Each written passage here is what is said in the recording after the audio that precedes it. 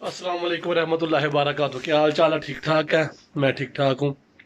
तो सुबह हमारी बेटी लीजे उठी, इससे दूध मूध पिया और फ्रेश हो गई। तो हमने इसको वाकर में बिठा दिया।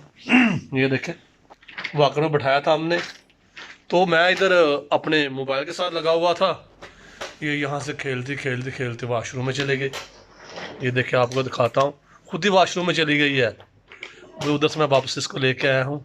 आप वीडियो चेक और एंजॉय कीजिए। माशाल्लाह 6 माह की है और इतने इसके काम तेज़ है। दुआ कीजिए इसके लिए और मज़ीद। अलीजे, किधर गई हो? माशा, तुम वॉशरूम में चली गई हो, खुद ही चली गई हो। ये देखो जी, ये वॉशरूम में चली गई। ये देखो जूता मेरा उधर से हटा के, ये देखो इतनी चालाक बेबी मेरी, तुम वॉशरूम में चली गई हो।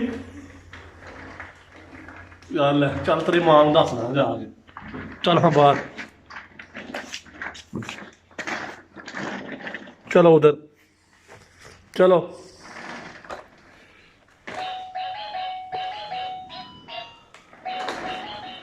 चलो आ जाओ,